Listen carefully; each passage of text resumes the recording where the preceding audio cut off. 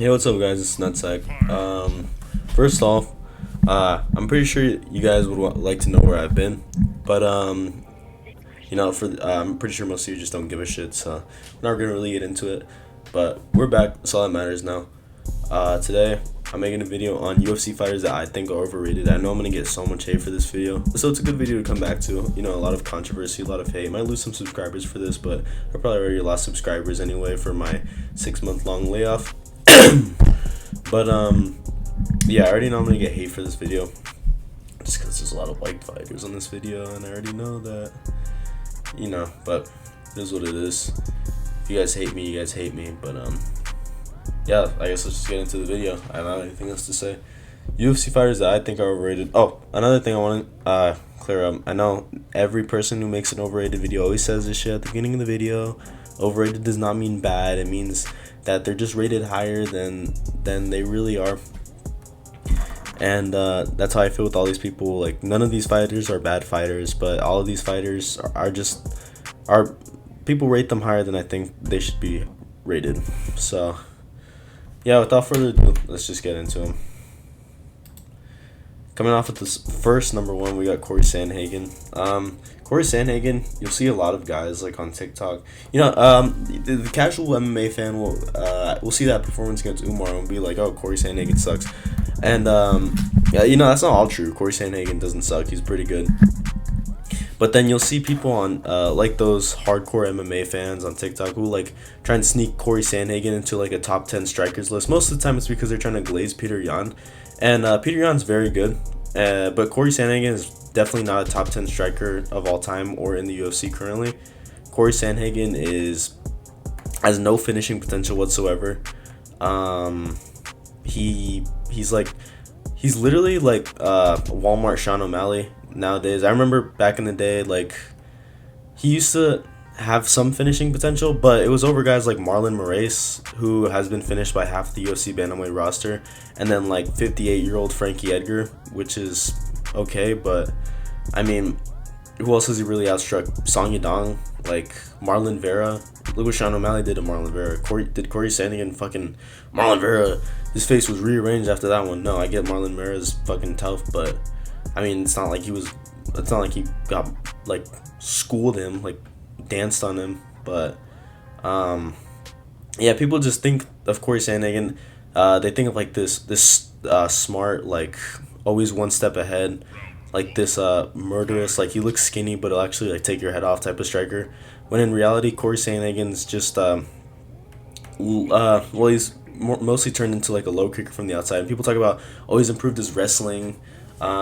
Congratulations. Watch his fight with Rob Font. I get he got injured in that fight, but he would literally take down Rob Font, who's a boxer, and did nothing on the ground with him the entire fight. No ground and pound, no submission attempts, literally just laid on top of him for 5 rounds. One of the worst fights I've seen from him. So no, his wrestling's not that good. Sean O'Malley would destroy him. Peter Yan would destroy him in a rematch. A good fight for Cory Sandhagen right now would probably be like Davison Figueiredo or Jose Aldo. No, Sean O'Malley. People over here saying like Sean O'Malley versus Cory Sandhagen. That's a good fight to make. That's a great fight to make. And yeah, well, it is an entertaining fight. I think it's entertaining because Sean O'Malley would destroy him. I don't even think it would be that competitive. Sean O'Malley is literally just Cory Sandhagen. That if you made him better at everything, faster, more powerful, lankier, like more of a bag, moves forward more. Cory Sandhagen got walked down by Umar and like got hit with the most simple combos ever. I get Sean O'Malley was too afraid to throw anything against Marab. I get the threat of the takedown and shit. Like, don't get me wrong. And I know Cory Sandhagen is good, but no, he's not a top 10 striker of all time, or he's not a top 10 striker in the UFC right now. And Sean O'Malley would destroy him. But moving on to the next one, I know I'm going to get a bunch of hate for this one. This is the one that mainly... this one and the next one is probably going to be the two that I'm going to get the most hate on. But the reason I have Islam Makhachev up here is because I think Islam Makhachev is honestly... people describe him as like unbeatable. I don't think he's that unbeatable, to be honest. I think he beats Arman like a 48-47 decision. And it's like he people say he's unbeatable and like he's running through these guys, but he's having like close fights. Like he had a pretty close fight with Dustin, and like Dustin's old and sorry, Dustin's old and Dustin's not washed, but he by no means should be having a close fight with Islam. Everyone going into that fight said, "Oh, Islam first round sub, easy." Dustin made that shit competitive. He arguably took 2 rounds off of him. I think he took 2 rounds off him. Others think he just took 1. Islam arguably won the 2nd. Dustin definitely won the 4th, and then Islam subbed him in round 5. And then people will look at that and use that as an example of, wow, nobody beats Islam. But it's like, Dustin came pretty close. Volk the first time came pretty close. I know he head kicked Volk the second time, but Volk was coming off a short notice, fat off the couch. But, like, and then people are going to say shit like, oh, he's going to show levels to Arman. He's going to TKO, finish him, Arman. And Arman's going to take him to like a 48-47 decision where Islam probably outstrikes him just by a little bit and he wins. And then people are like, oh, Islam in his next fight. But it's like, how many close fights does Islam need to have in order for people to be like, okay, maybe Islam's not this unbeatable machine that's just tearing apart everyone left and right. Like, he's going to have close fights. He's human. I don't think there's an... one of my takes for UFC is I don't think there's a single unbeatable fighter in UFC history. I don't think there's ever been one, and I don't think there ever will be. Anyone is beatable with the right stylistic matchup. Imagine someone Islam fights like, oh my god, I think Ilia Topuria beats Islam. That's one of my hot takes, but yeah, I really think he does. I mean, look, Islam had trouble keeping down Volk, and I get Volk's great on the ground because he's been training with Craig Jones and shit, but Ilia comes from a grappling base. Ilia is also small, so the smaller guys are just more, hard to hold down because like they're denser. And another thing, Islam, he doesn't have a great chin. His chin's not that good actually. He got stung a lot by Volk. He's been flatline KO'd before. He just has great striking defense. Like he barely ever throws combos. He usually just throws like hooks, which is good. He has great striking defense, but like when you're fighting Ilia Topuria, it doesn't matter. His only chance is he takes him down. I think Ilia Topuria like will keep him on the feet, and I think he can knock out Islam. I don't think Islam has that granite of a chin. I actually think Islam has a pretty average chin, to be honest. But yeah, I think Islam's gonna beat Arman by a 48-47 decision. Oh, also Islam, people will say, people talk about who's the best wrestler in the lightweight division, and then people think, oh, Islam. I actually think it's Arman. And the reason I think it's Arman is because Arman walked down Oliveira, took him down, and beat him up on the ground. Islam didn't. Islam went to stalemate with Charles on the ground, and then, yeah, sure, Islam outstruck him, dropped him, and subbed him, but Islam didn't take down. Islam's game plan was to take down Charles and beat him up on the ground like what Arman did, and Arman is better at getting open mat takedowns because he's more of a wrestler. Islam's more of sambo, I get it, but I think Arman has better takedowns than Islam. Islam was getting takedown stuffed by Dustin. I don't think he's just like this. People say he's like Khabib Khabib with great striking. Khabib's definitely better than him on the ground. I do think Islam is great on the ground. Obviously, he's great on the ground, but he's definitely not Khabib. And I do think his striking is better than Khabib, but whatever. I have Islam as the lightweight GOAT, obviously, because of his resume. Just because the people's beat. I do think Islam could become the GOAT of the sport, just because like his potential resume. Even if he has close fights with all the guys, like apparently one of these days, like even if he beats all those guys, then his resume will be too good to the point where like you can't even deny it anymore. But I don't think he's that unbeatable, and I don't think he's that much of a monster that people say he is. I think it'll be Arman by a close decision, like a 48-47. I think it'll be a striking battle. The wrestling will be a stalemate. But I don't think Islam does that good in the striking without the throw that takedown. I don't think Arman's gonna be afraid of the threat of the takedown with Islam, as Dustin and Volk were. But I think Islam will slightly outstrike Arman, maybe like a 48-47 decision, like I said. And then people would be calling, oh, Islam's the GOAT of the sport, Islam's the GOAT of the sport afterward. But it's like, he had a pretty close fight, and I think he's going to have more close fights. But, yeah, I think that's why I think Islam's overrated. By no means is he bad, best lightweight of all time, potential GOAT. But next one I'm going to give you more hate on. I think Alex is a little bit overrated just because, my reasoning is because I think Alex is, okay. I was on TikTok the other day, and I had people in the comment section saying shit like, Alex Pereira beats anyone. And I was arguing with people the other day. I was arguing with a bunch of people who were saying that Alex Pereira would beat Khamzat Chimaev, and I think there's a 0% chance of that happening. I wouldn't say 0 because maybe Alex Pereira catches Khamzat with the flying knee in round 1, like 2 seconds in, before anything happens. But the second Khamzat shoots a takedown, it's over. The fight's over. Alex Pereira, I don't know what fucking myth people came up with. People, like, I see people in the comment section saying, like, no, Alex Pereira has pretty good takedown defense. He's not going to get taken down. And it's like, what has fucking been shown from Alex that shows that he has great takedown defense? He got, last time someone attempted a takedown on him was Jiri in their first fight, and he got it. Because Alex attempted guillotine, and then Jiri got it and secured round 1 because he landed good ground and pound. And Yuri's not even a fucking grappler. Jiri was getting out-grappled by Glover, and I get Glover's a great grappler, but Jiri, who's a striker, was literally having success on the ground with Alex.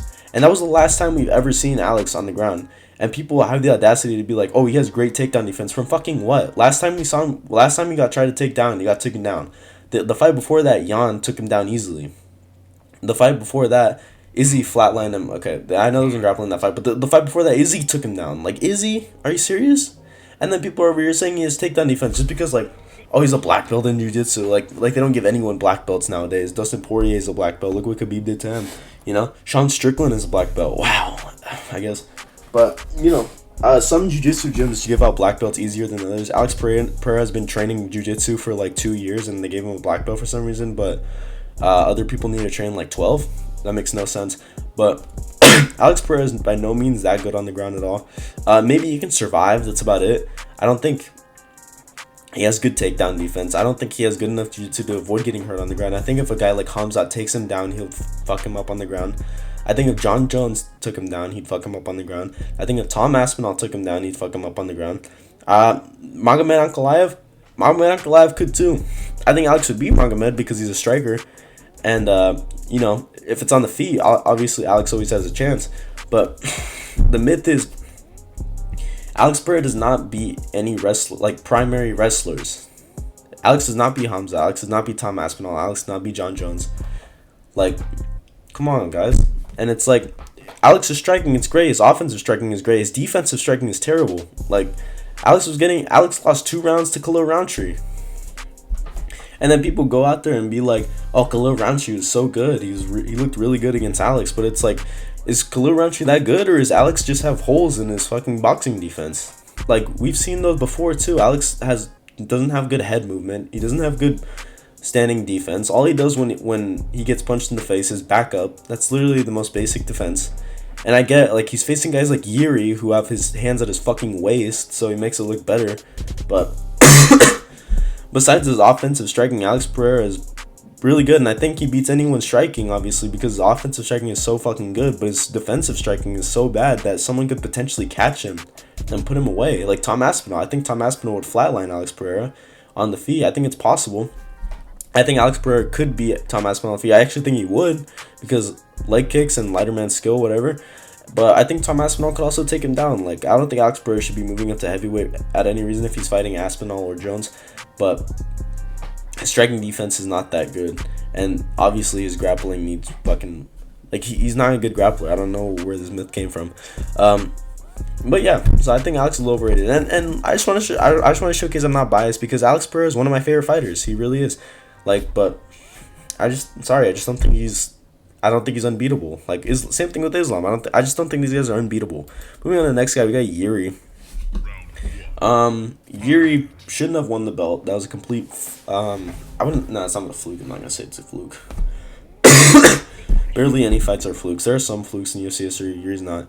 Jiri won the belt because of a terrible decision that Glover made. That was one of the worst IQ decisions made in UFC history. It was arguably 2-2 going into it. I think Glover was winning, and I think Glover would have won the 5th. But Glover had Jiri out on his feet in the 5th round, then decided to had him out on his feet. 1 or 2 more shots literally would have had Jiri out cold. The fight would have been stopped. Glover would have won. But Glover sees Jiri out cold on his feet, and he decides to pull guillotine and ends up on bottom and gasses himself out. And then Jiri gets a rear naked choke and is able to win. So congratulations, like it's a pretty good win, but it's like you would have lost that if Glover had any sort of fucking IQ in that kind of moment. I don't know what the fuck Glover was doing, but Jiri, people act like Jiri's fucking like beast. Yeah, okay, Jiri's one of my favorite fighters. He's a fucking beast. Jiri's a beast, but people, Alex Pereira is not fighter of the year, and people will try and say shit like, "Oh, Alex Pereira is definitely fighter of the year. He beat Jiri," and it's like, Jiri is the perfect matchup for Alex. An offensive striker with no defensive striking whatsoever. He has worse defensive striking than Alex. Jiri literally keeps his hands at his waist when he's striking. Literally his chin is up in the air at all times. Literally just waiting for a left hook counter. It's literally the perfect matchup for Alex. I'm saying literally so much. It's because like Jiri is the perfect stylistic matchup for Alex, and I want to see Alex fight a nightmare matchup, and all GOATs fight nightmare matchups. Alex hasn't. I'm not gonna go into it in this video. I'm gonna go into that in another video because I have like a whole rant I want to make about that, and that's not about this. Or I mean, like, I don't want to ruin this video with that rant. Jiri is the worst striking defense in UFC history. His striking offense is pretty good as well, but he's mostly just like a bruiser. He's not that technical. I think he's pretty tough, but I think Jamal Hill is gonna beat him. I don't even think it's gonna be that close. I know everyone's picking Jiri to beat Jamal Hill for some reason. No idea why.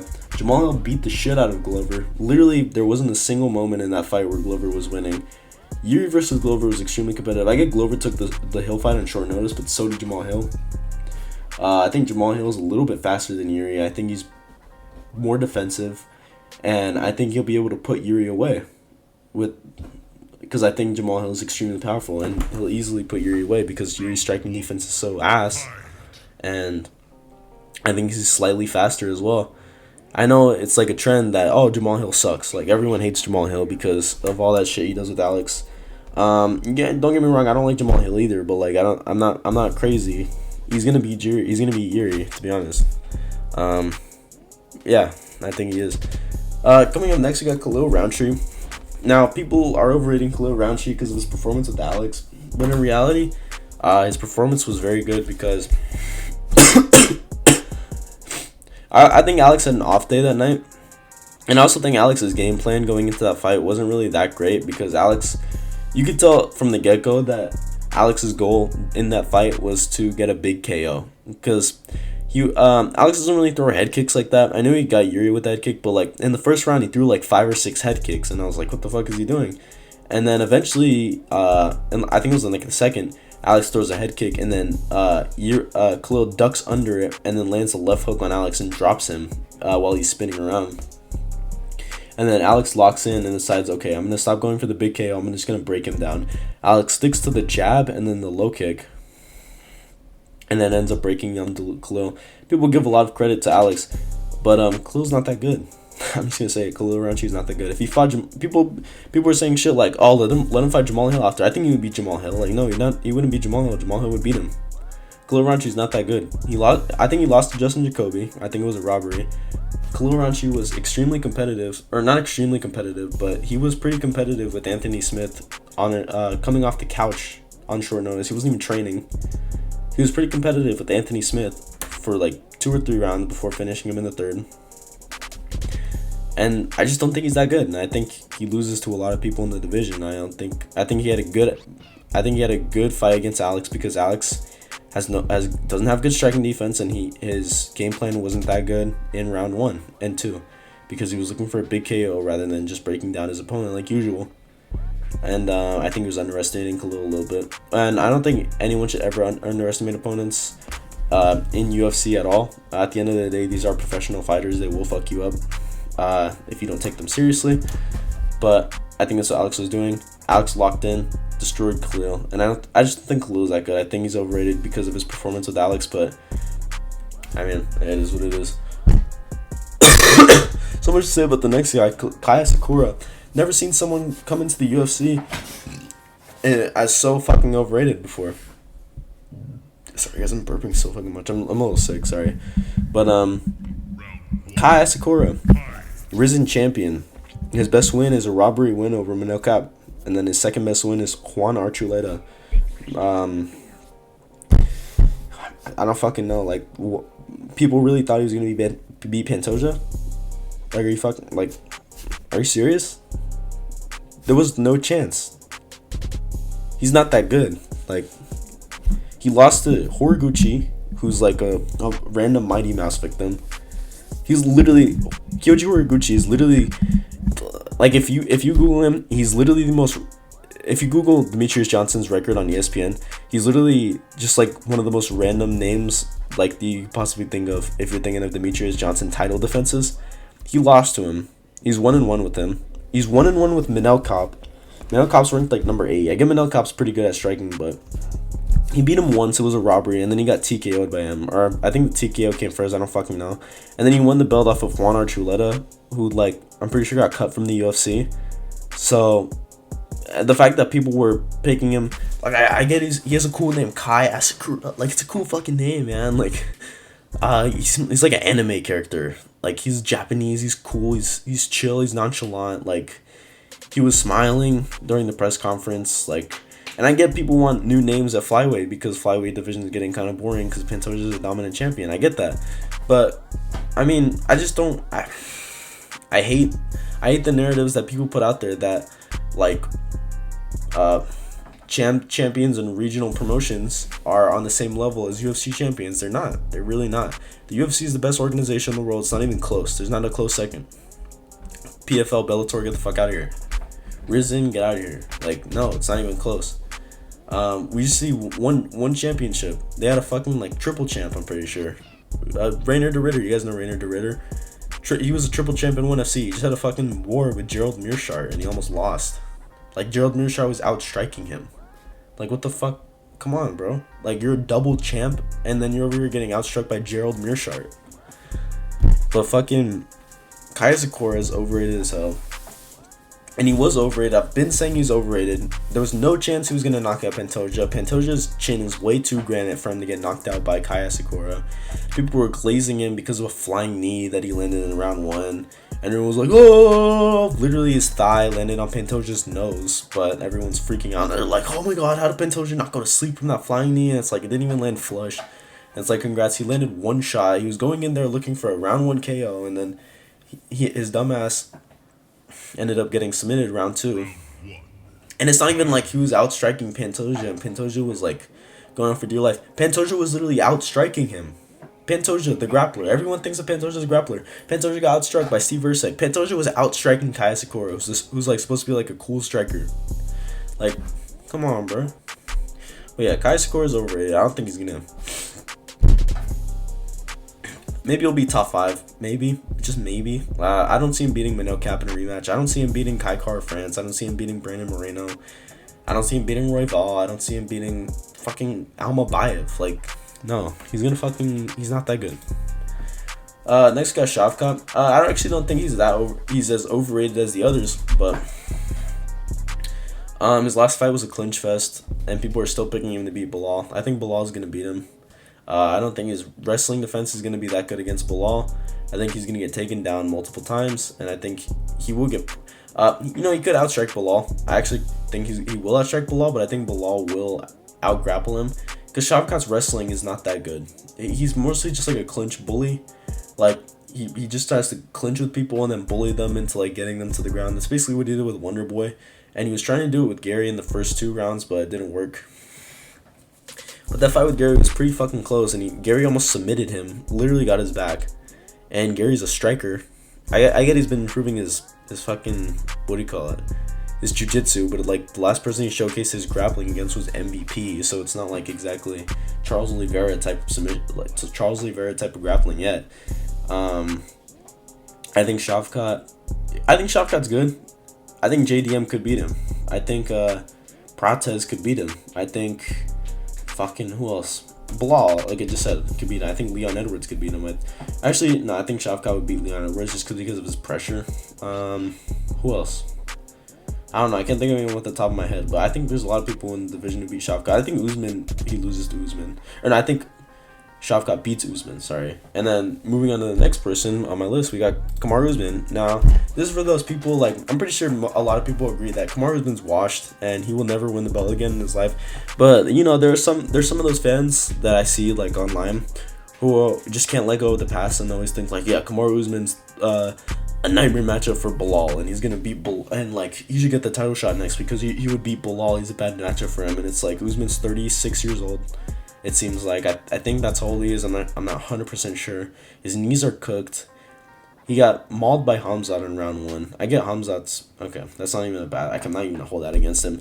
He got dominated by Leon Edwards in the third fight. I get the second fight. He got knocked out. Everyone and their mom was picking Kamaru Usman in the rematch. Everyone they were.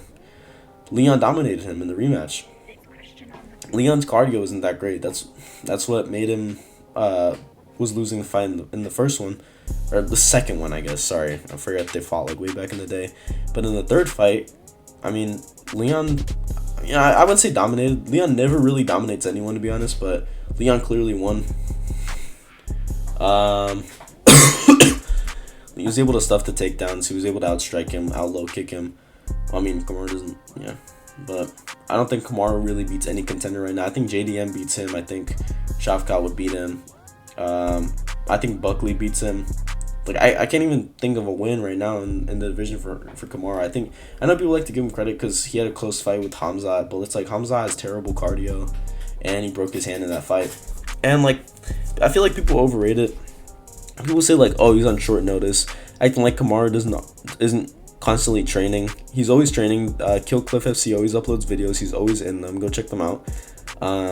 That's where he trains in Kill Cliff FC. Like, he's most of the time he's in those videos. I believe he trains at Kill Cliff FC. I don't know. I've seen videos of him training there before. So he trains there. He trains like constantly. He's not out of shape. He's not coming off the couch. He's fighting at middleweight against Hamzat, who's a former welterweight. It was Hamzat's first middleweight fight as well. I get he had time to bulk to middleweight, but Kamaru didn't have that bad of a weight cut, so it's not as bad. And we all know that Kamaru's knees are gone, and Hamzat still took him down easily. And I know Hamzat's like probably one of the best wrestlers in UFC history. Like from a total skill standpoint, he's one of the best wrestlers in UFC history. There's really no debate about it. Took down Kamaru Usman, took down Rob Whittaker, dominated both of them on the ground. While it lasted, Kamaru Usman, I know that in the second and third round, Kamaru slightly outstruck Hamzat, but the striking was still kind of like competitive. And then Hamzat still was able to take down Kamaru a lot of times while he was gassed. So it's like, no, I don't think Kamaru beats any contender right now, in my opinion. And I know a lot of people think that Kamaru could win a belt because he's a bad matchup for Bilal, but no, he's washed. It's over. Just let it go, bro. It's over. Coming up next, we got Henry Cejudo. I don't think Henry Cejudo is overrated now. I think he's overrated legacy-wise. I guess he's a double champ and shit, and people like to say, like, oh, gold medalist, Triple C, whatever. Fucking, best win is Mighty Mouse, Mighty Mouse, and I get it, that's a good win, but, like, that's his best win, and he arguably lost that fight, and he also got knocked out by Mighty Mouse in the first fight. So his best win is an arguable robbery, and then what are his other great wins that we can think of? TJ Dillashaw almost died because of the weight cut he had to go down a flyweight for. He literally would have gotten knocked out by a gust of wind. That's not that impressive of a win. Bantamweight, we have Dominic Cruz coming off the couch off a 4-year layoff. Apparently that's a crazy win. Took until round 3 to knock him out, by the way. Dominic Cruz coming off the couch after a 4-year layoff. Like, on a week's notice. He was supposed to fight Jose Aldo. Dominic Cruz, a week's notice off a 4-year layoff, off of injuries. Like, and what's the other one that I'm thinking of? I can't even think of any other fucking win. Marlon Moraes. Sorry. Yeah, Marlon Moraes fucking finished by half the bantamweight roster. Like I said earlier with fucking Cory Sandhagen. But yeah.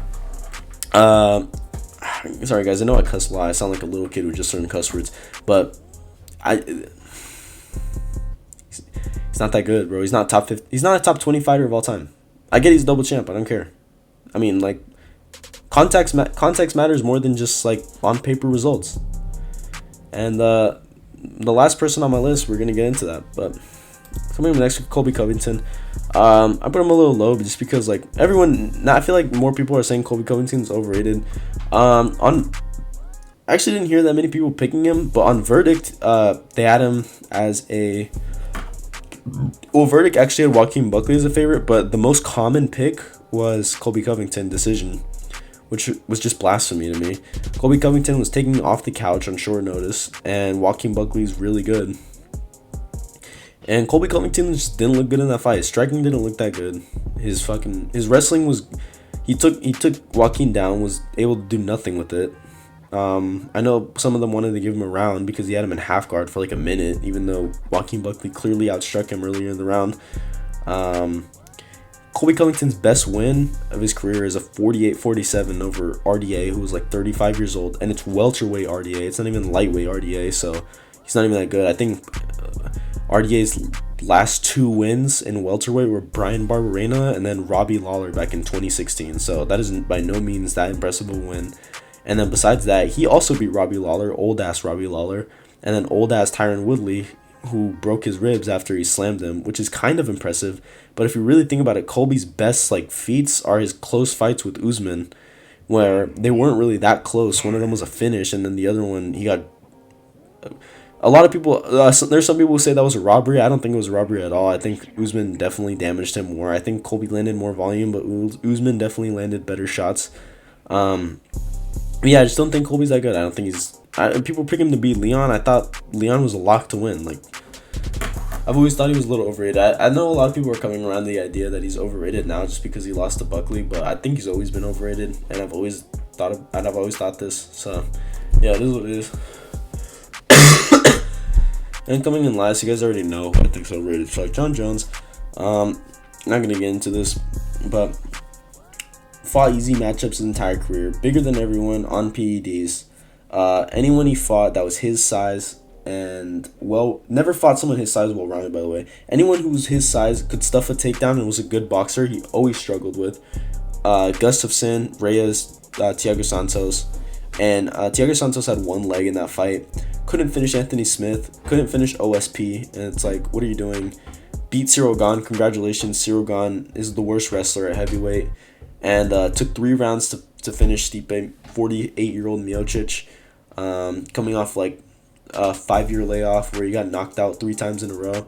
Not really the case, but basically might as well what happened. Stipe looked, and it's not even like Stipe looked good in that fight. Stipe looked washed as fuck. What else?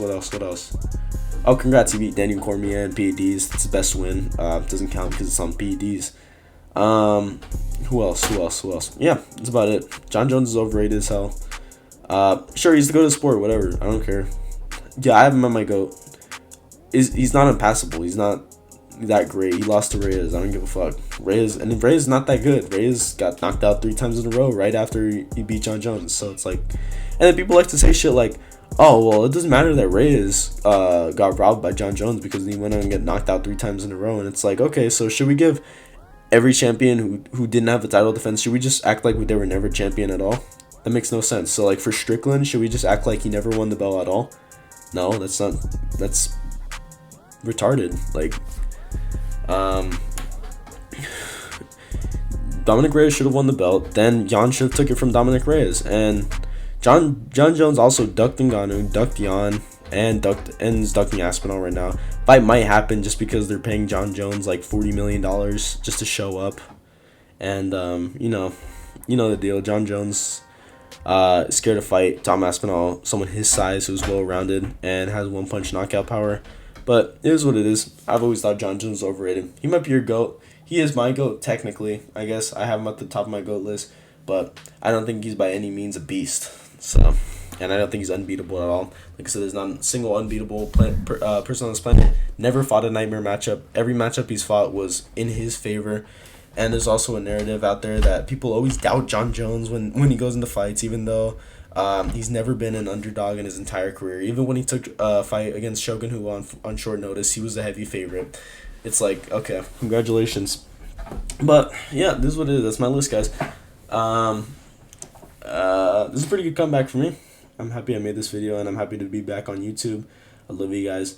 Subscribe to my Instagram subscribe to my Instagram, follow my Instagram, follow my TikTok, Nutsack MMA on both. And I'll see you guys in the next video. Should be soon. I won't keep you guys waiting this time. No more 6 months breaks for me.